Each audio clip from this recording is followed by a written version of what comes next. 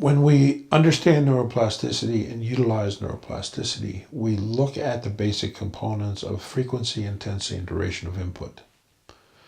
And people often are wondering, of those three components, which is the most important, if there is one.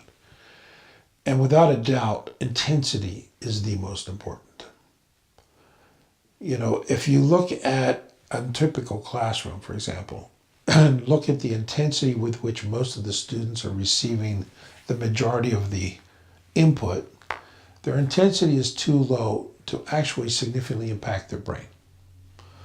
And I generally use a rough scale and say if a child's intensity with which they're taking in information on a scale of 1 to 10 is a 9 or 10, learning is virtually instantaneous.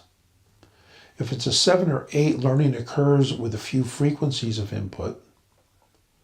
If it's 5 or 6, it occurs with a lot of frequency of input. And if the intensity is less than 5, the child literally is better off taking a nap. There's nothing really is going to go in and significantly impact the brain. Now, to give you an example relative to that, imagine there's a sign along a highway that you pass every day going to work. You see it every day, high frequency. You've been seeing it for years, high duration, but you're not particularly interested in it. Your brain really doesn't care, so it's low intensity.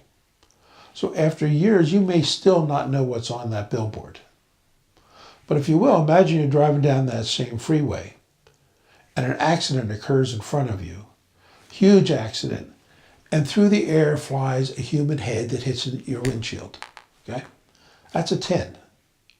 Took an instant, but you will remember that the rest of your life. That's high intensity.